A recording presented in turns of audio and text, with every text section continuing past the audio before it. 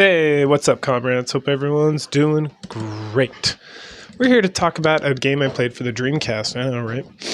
From like 2000. Man, this game was actually pretty baller, right?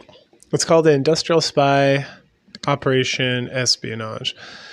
And it's kind of like this spy thriller game where you're like the boss of this organization. So you issue out commands and then you can like skip between like up to 4 different screens. So we'll have like the main screen, and then on the right, there'll be like 3 little screens. And then there's like information about your characters like on the bottom, so you can see what they're doing and stuff. So it's pretty much like a management sim spy game, which is pretty dope. Not gonna lie, it's very short. What really drags time out is if you have to sit there and like figure out how to get through each one of these fucking levels, because they're freaking insane. Like I used a guide, and this guy, I can't remember what his name is. I wrote it down here, someone will get there, like Space Prince or something. He is a saint. I don't know how I fucking got through these levels, man, because there's a couple of them where it's just like, what the fuck am I supposed to be doing here? But it's in real-time strategy, kind of like format, like I said, management, real-time. So you send guys out, and you can like pause the game, but yeah, I'd say it's like virtually impossible without a guide. Like you're just going to spend hours and hours and hours, and it's like old school. You got to like have like your pen and paper out there, and you got to be like writing shit down. And it's not even like passwords and stuff. It's just like, where do I need to go? I need to look at this map. Okay, I need to send guy over there. And then like you got to, like, it is like a lot, man. Like using this guide, sometimes I was still like, oh my gosh. And then sometimes stuff doesn't trigger if you don't like sit on it. So you'll have a guy move to a room and like investigate it, and he'll be like, oh, I found something. And then you got to like sit there and wait, and then it'll be like, okay, yeah, I figured it out. And you're like, okay, because if you leave immediately, like if you're trying to cruise through the game, it'll like punish you by not allowing him to like have the thought or whatever, or like not find the right thing. And then it doesn't happen on every level, but some of these levels you got to kind of like ease into it. And then sometimes you get these timers, like the whole game's time, because you get a better score if you do it faster. But some of them have like hard timers where it's like, if you don't fucking do this in this time period, like you die and you gotta start the whole level again, right? And I granted, it's like 2026, so if you're not playing this on an emulator, God bless you.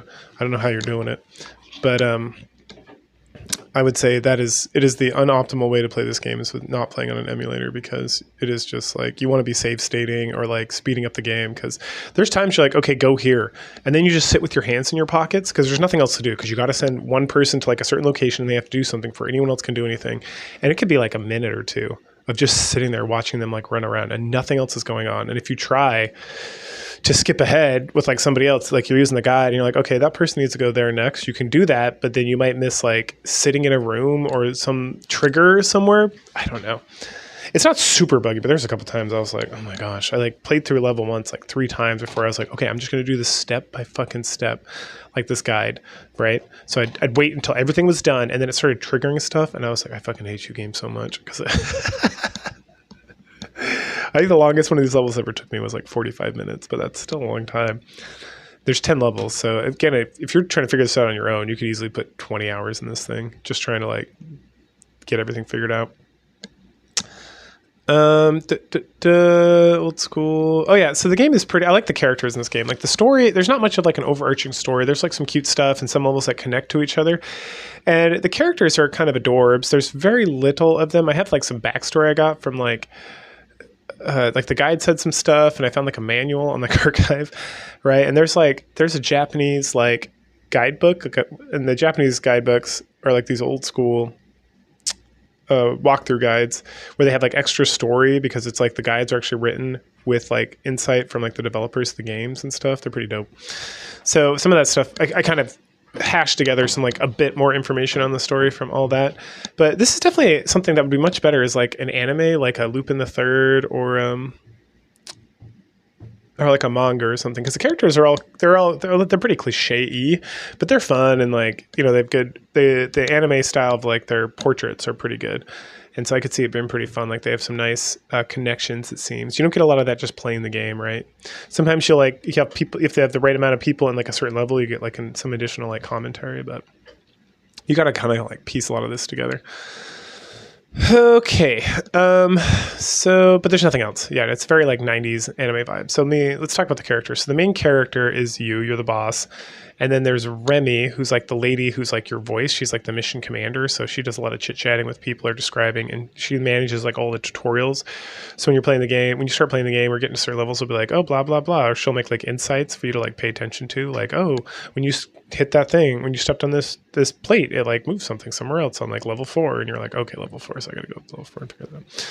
Right. But then the actual agents, let's talk about it. So it's like the future of 2000. Which this game came out in like 2000, so I don't know, it's kind of funny. But giant corporations have taken over the role of governance throughout the world, and now industrial espionage is like the main order of the day when it comes to like doing anything. And you are the owner or runner of Blitzstrahl, it's some German name, which is an organization of like and you hire like these Espionage agents, Espionage agent. I think it's Espionage agents. Right. And so the Espionage agents are Saunders. He's the main character. He looks like Nathan Drake, acts like him too, even though this game came out like way before then. But he's an impulsive leader type. He's kind of goofy. He was in the special forces of the U.S. Army. He refuses to kill anybody, but he uses a gun. And it's like, he uses the gun to knock people out and not kill them. And I was like, sure. And then, then there's Liang, who's this hot Chinese lady. She was in a circus and known throughout Asia. She throws knives. She's great at thieving. There's a kid, which we'll talk about next, named Archangel. She treats him like her little brother. She's competent, sassy, and she kind of reminds me of Faye from Cowboy Bebop on some levels. So an Archangel, he's like an English boy who like had some sort of quote unquote accident, which made him like a super genius in terms of like electronics, computers, and him and Liang get along very well. Then there's Cleopatra. Cleopatra is a direct descendant of Cleopatra the Fourth or something. She's psychic, or no. It says she uses hypnosis, but you literally like you went up to a guard and you'd be like, hey, and pull out a gun and like shoot at her. And then you're like mind blast or hypnotize. And he'll be like, okay, I'm not going to follow you. It's like, okie dokie. Don't get too much more information from her. She seems to enjoy hanging out with Luria, who I'll talk about next. And they go shopping a lot. Luria is like the sexy blonde 90s girl bombshell on roller skates with like a midriff. She loves to shop. She's a total ditz. She was originally an office worker for Blitzstrahl, but then she would follow the agents out on their missions and eventually was allowed to like go on missions on her own. The best part about her is that she has roller skates, and so she moves like much faster than everyone else. So even if you're not using like a speed up to get people to move, she'll like move much quicker, which is nice. She's kind of shit otherwise, to be completely honest, but at some point she saved Archangel and Liang's life, so that's how she officially got put on the agent squad or whatever.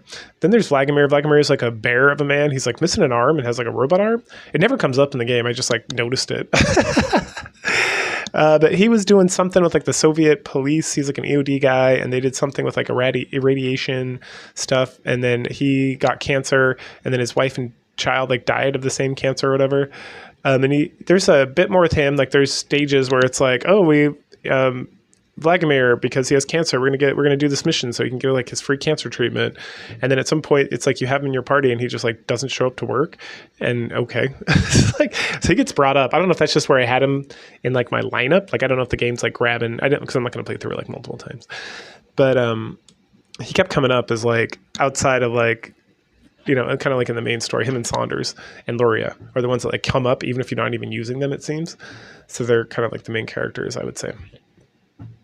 The last guy it's like Fowler, but it's like Follloix, which is French. He's a French guy. One of these NPC spies that we'll get to in a little bit is essentially like a rival agency is the reason why he became a spy. Originally, he was like a researcher, but he's super hot and super fancy and all that stuff. All right.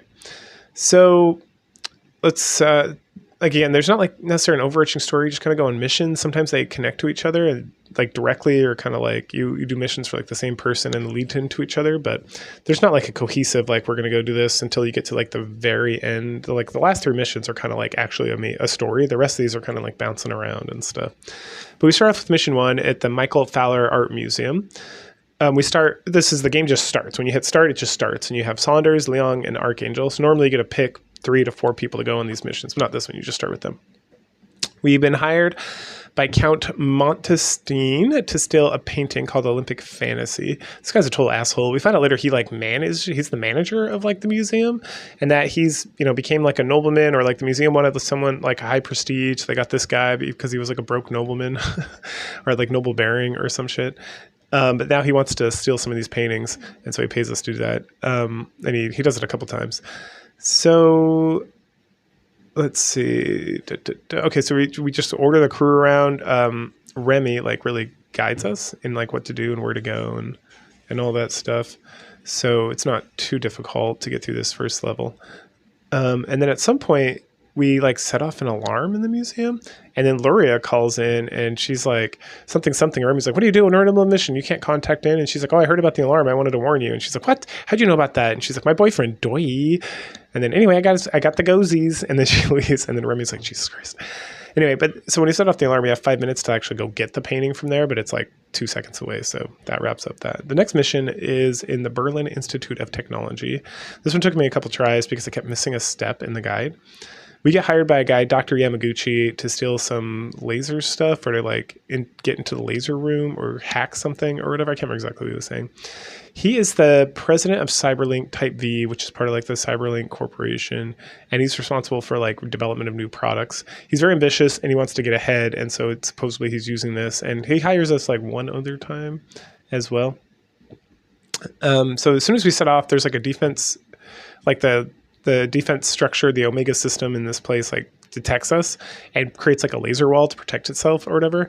And so we have to like figure that out. And so there's stuff with like trying to get voice access to things and breaking into offices for some of these researchers to find information about the laser system so that we can utilize the laser system to break through the defenses. And once we do, the laser activates like another laser system. So then we got to use another laser to break through that, like a different laser to break through that program. And then finally we break into the system, like we did it, hooray. And then it's like, why would they want us to do this? Oh, well, they just wanted us to like practice or to see how their system was. And then we get like a funny scene with Dr. Yamaguchi arguing with some like staticky faced person. And when I say staticky face, it's just like static and we don't get a name. And they talk about the Omega system and all this stuff, and they kind of yell back and forth at each other. Mission 3 sends us back to the Fowler Museum, like the exact same level, but different, setup and whatnot. Which is fine. I didn't mind it. And it's Mortensen again. He wants to steal another painting. And so we go through. This one's called Phantasm. But when we get to like where the Phantasm's supposed to be, it's not there. And then we like have to search around. And we find that like it was stored in like this other area. And then at some point he's like, oh, go get this other painting as well while you're there. So we send Archangel. I sent Archangel. You can send whoever you want, right? Because you can have anybody you want in these groups for the most part. And meanwhile, we discover that the Phantasm was like placed in like the garbage area, and so we got to figure out like where it's at and get it before like the time runs out, because then it'll be thrown in the garbage and we won't get in. So we get all those paintings and then we send them back, which is easy. And then we have to like escape after we get both paintings, which is unusual because normally you don't. And I don't know. Normally just like get the blueprint, get whatever the quest, and it's like, good job, you're done. And this, it's like, nope, we all have to go to this room to get out of here. Cool. Then mission 4 is back to the Berlin Research Institute, and it's like, Jesus. Don't worry, there's only one other level that you repeat after this. It's like so we get more unique levels for a bit. I think I'm saying that correctly. I'm thinking 1, 2, 3, 4, 7, 8, 9, 10. Yeah, that's right. So it's not just back and forth between these two levels. But this one, again, it's slightly different. And this time, the President Helen Ritzman, who is the president of like the... I wrote it down somewhere, like the some German name, Hochstreiter Corporation, wants us to steal the blueprints for like this irradiation laser, and she's going to pay us. And when they create their own irradiation laser, we can use it for free to help Vladimir. So cool, 2 birds with 1 stone. Awesome. So some more information about her. She's like 16. Oh, here it is. The Herzlichware Weyer Corporation, I'm assuming because it's German. So she's 16. She's the head of the corporation, like the head of the board or whatever. And she bases her like bossing style on the philosophy of ancient Chinese emperors. So I'm assuming Confucianism and stuff. Anyway, her grandfather like started the corporation, so that's kind of how she got in there in the first place. So she's like she's like everyone's like super smart and whatever. So we start, and immediately there's like a communication issue. And then, but other than that, we're kind of cruising, and Remy's talking about, wow, this is super easy. This is great. And then she gets contacted by the guy causing the communications issue. And it's just like this blue asshole, Malbranch. He taunts us and tells us that we should have just destroyed the security system instead of trying to hack through it because like whatever. And and then he reveals he's the one disrupting the communications. Malbranch is a famous spy. He likes danger and tricky situations more than he loves money. Anyway, so we press on, and eventually we get, like in my game, I get Vladimir into the blueprint area, which is the same place where the laser situation was before. And then this babe, Sophie, shows up, and I can't remember if she threatens to kill him. I think she just like talks about how great she is and how hot she is, and then she flirts with Vladimir and is like, "Oh, big boy, give me this stuff." And that's like Sophie's thing, right? She's the girl who I mentioned before, who's the rival agent who fucked over Falro, or however you say his name, the French guy, and essentially got him to want to be an agent to like get back at her and whatnot, right? So is that her like modus operandi is like flirtation? She's like the femme fatale kind of character, yeah. And then, I read somewhere, I can't remember where, that she seems to have a crush on him because she's so flattered that he like became a spy because of her or something, some crazy bullshit. Anyway, like I said, she almost gets the stuff from Vladimir when Malbranch shows up, threatens her, and she's like, "Oh yeah, what are you going to do?" And he's like, "I'm going to turn this laser on and blow your brains off." She's like, "Okay, I'm noping out." And then so she heads out, and then he's like, "You guys owe me, you'll pay me back later." And we do pay him back later, but it's not in the way that he wants. After this mission, we then find out that Mondestein, the Count, has never like paid us for like the missions we did for him, and so it's like, all right, we're gonna go to this place and get this money.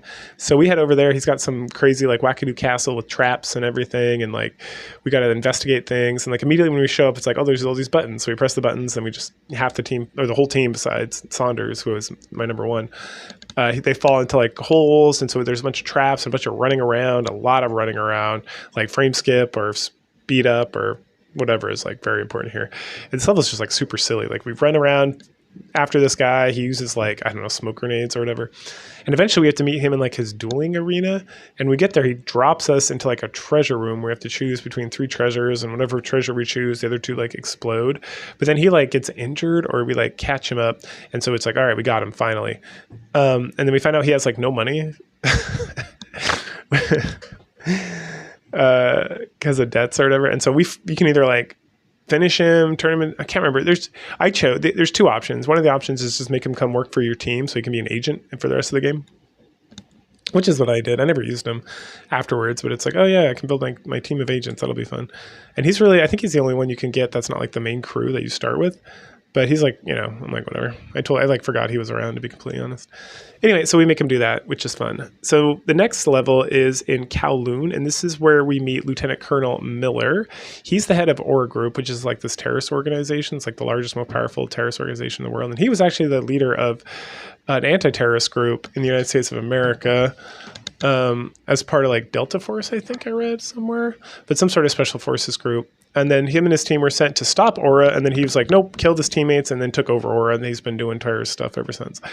So he wants us to get some blueprints, and then there's something about he lost communication, or something got turned off in Kowloon 2, where he has like part of his terrorist organization. He wants us to go figure out what's going on and kill anybody who's like fighting against him or whatever. So we head over there, and then we find some guy like immediately who's like runs away. So we have to chase. He's like the branch manager of this place. He's called the branch manager. He's like the head of this section of like the terrorist group or whatever. So we have to chase him around. He does the same thing as like, what is his name? Monstein, where he like drops us. There's a bunch of traps. We have to like chase him through this crazy like bridge area, and eventually we're able to like catch up with him, and he begs for his life. He just wants to go home. He tells us there was somebody embezzling or trying to embezzle money through the organization, so that's why he like turned everything off. And then he he goes home, and then we find like the blueprints or whatever, and we find a whole stack of like gold bars. And then there's like a funny scene where it's like, because I had I had all the men. I had like Saunders, the French guy, and the Russian guy, and they're all like, "Oh, I can only carry 1 bar. It's so heavy." And then I had Liang or whatever, and she was like, "Fine, I'll carry all of them." And then she did, and it's like, that's hilarious. We then get another follow-up scene with Miller just being like, "Oh, you got my blueprints. I'm so happy. Something." And then like Saunders is like, "Hey, heard about that guy, the branch manager we like sent back to his house? Apparently he's dead somehow." And then Remy's like, "Oh yeah, Miller's like a ruthless guy, so he's not going to let like bullshit fly or whatever." It's like, okay, cool. Good to know. Next up is Mission 7. It's microwave our research and development, and this is another request from Dr. Yamaguchi. He wants us, so he's got a technology, microwave R&D, which is another company, has technology that's roughly the same. So we're going to go destroy their technology so Dr. Yamaguchi can release his product without competition. Sounds good. So we head in there, and then we're like waiting because Vladimir, at least in my playthrough, is not showing up. And then guess who does show up? Mont Blanc, and it's like, aha! And then we find out he like did something to Vladimir, so he couldn't make it. So then now it's like a race between us and him to like get this information first and get out of here. And it's not really much of a race. Like he'll like. You'll see him, like it'll be like an extra screen, like the fourth person screen, and you'll see him doing stuff sometimes. But he'll like stop and just wait for you to get to like certain checkpoints until like the very end when you have to like rush him essentially and kill him. And I rushed and killed him with Leong and Saunders because I went with just Saunders and he like got away, and then he like steals the information and you don't get credit for it or something, I assume. I don't know. I was like, nope. So then I had Leong like. And again, it's like it's taken 5 minutes to like catch up with Saunders, and then I had her go because she has this knife attack that's pretty strong, and then he was shooting, and eventually we like knocked him out with her guns and knives. Fucking stupid. Anyway, we kill his ass, and he never shows up again, right? So then we get the data and we win, hooray! Now we're at the final like push for this game. So there's, like I mentioned, there's like 3 levels that are all connected here. That's mission 8, 9, and 10 are essentially like back to back to back, and they're actually like kind of like a story that's connected, right? So Fort Knox, we get high, and it's funny because it's like it was like Kowloon 2, but there's no Kowloon 1, right? So I don't know if it's supposed to be like pi, Kowloon pi for some reason because there was like an omega symbol at some point. Because this is like Fort Knox, and it looks like two, like the number 2 in Roman numbers, but it could be like a different symbol, like another Greek symbol. But because then there's like Fort Knox, Mission 8, Fort Knox 2, and then the next level is Mission 9, Fort Knox 2, and I'm like, is this supposed to be like there's Fort Knox and this is like second Fort Knox? Like I don't know, it's never explained that I could find. So I was just like, it's just kind of funny because I'm like, Fort Knox 2, what? Like why? Anyway, so for the first part here, Helen, Hosh, whatever, her crazy last name, wants us to get a painting that her grandfather put in storage with the United States government called Future, because somehow it's like her future and she needs to unlock her future. And we get like a scene of her just like standing in like her headquarters, like thinking about why her father like trusted the Americans when they can't be trusted, which is based in facts. It's this level's rough. This level took me like 3 or 4 tries to get through. Right, was it this one? No, it was the next one.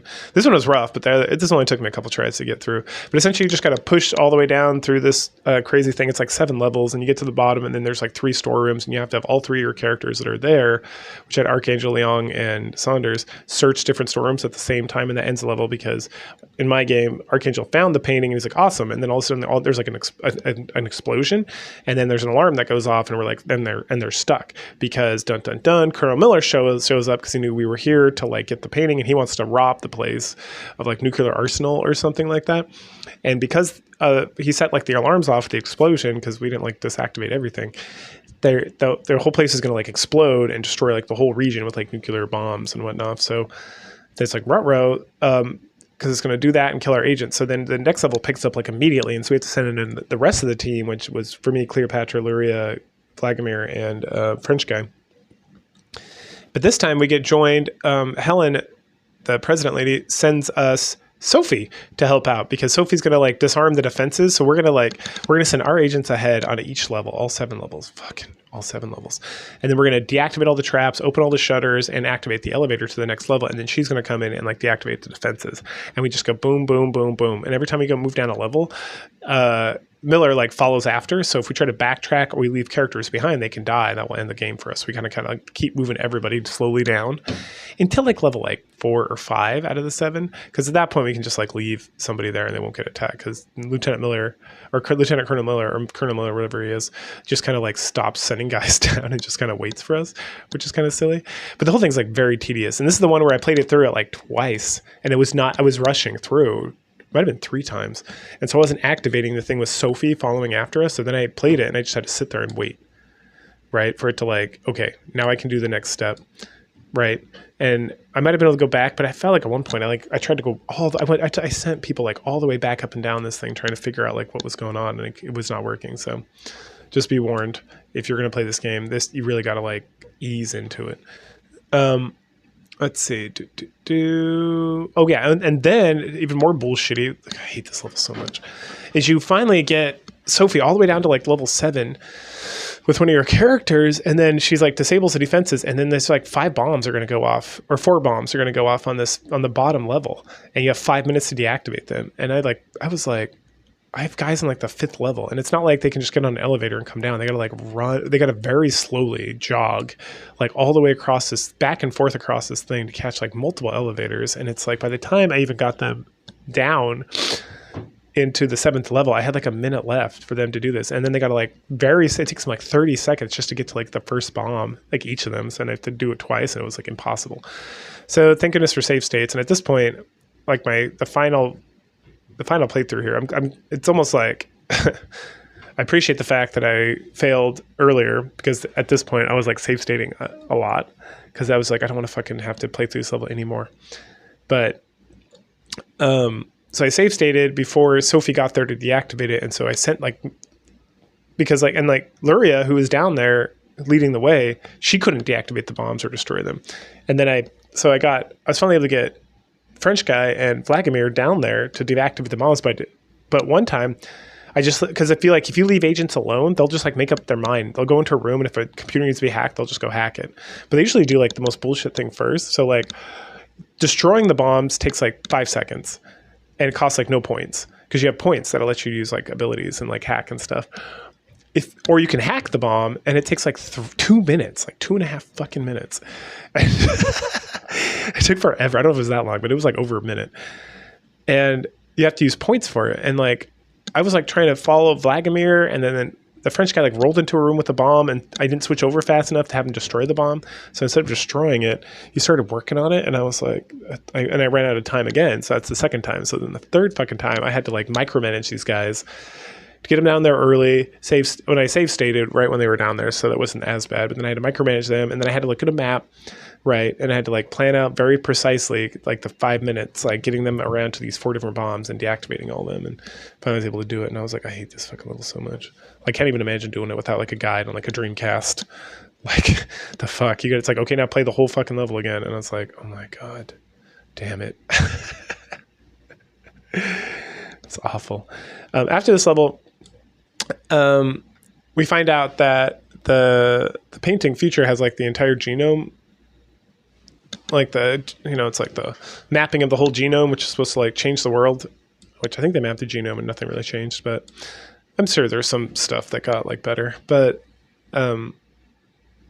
so Helen takes it back to her corporation, and then we get Luria talking to Remy, and Luria's saying some really sketchy stuff, and then like we get a new mission, and the mission's from Saunders, and Saunders wants to break into that corporation and steal back the genome and give it like open source it to everybody in the whole world. And so we head in there, and this level is just like, it is like a crazy maze. Like you have to be like writing shit down, because it's like there's like all these different like pressure points you just have to have characters stand on in a certain order, and then you get to rooms, and there'll be like 3 switches, and you can only turn one switch on at a time, because when you turn one switch on, the other switches turn off, and you have to have like multiple people doing multiple rooms at the same time while you're trying to like very slowly move through this level. It took forever. Like I'm using a guide. Like I wasn't even trying to figure this out. Like I was being very precise and smooth and slow and steady, and it was still like boom, boom, boom, boom, and just getting guys to run all over the place, and it was like, holy shit. So we finally get to the end, and Helen's like, I won't let you have it so you can use it for war or something. And so she sets off like a self-destruct sequence, which is going to kill all of us and destroy this thing. And we're like, hey, Archangel, fix this. And so he does. And then we take it, and we're like, you're a dumb bitch. Stop being crazy. And so then we get like, that's the end of the game, right? So then we get the afterwards, and we find out that we open source the whole thing. It's been a couple months. Helen finds out that's what we're going to use it for. She thanks us. She like quit her job as like the head of this corporation, and is going to go like find herself and like figure out like live the life her grandfather wanted for her, and shit like that, right? And so she's grateful. And then we get like a funny scene where Luria's like, Saunders, time to go. And Remy's like, where are you going? And she's like, he's taking us shopping so he can carry all our bags, me and Cleo. And he's like, oh, I don't want to do that. What about French guy? And it's like, oh no, French guy found out we were doing it. He took off. Haha, your job now, motherfucker. And he's like, meow. And then Remy's like, Remy has like I can't remember, she said something that was kind of funny too. And I was like, the end. I was like, excellent. So anyway, I like to think, oh, here it is. Spark Pristine, the guy who made this guide in 2003. I don't know if he's alive or dead. Somehow you hear this, God bless you. You're a saint. But yeah, that was fun. I liked that game. Without a guide, I would have hated it, but with a guide, it was pretty good. I liked it. I like the idea of it more, I think, than I actually enjoyed playing through the game. At no point was I like, I'm done with this shit. I'm going to quit, because I felt like the levels were pretty quick, and the game it was only 10 levels, right? And with the guide, I didn't have to do all like the bullshit trying to like master the strategy of the game. I could just like enjoy like the game for playing the game, and like enjoying the little nuances with the characters and kind of quirky stuff they were doing. So I just thought it was pretty good.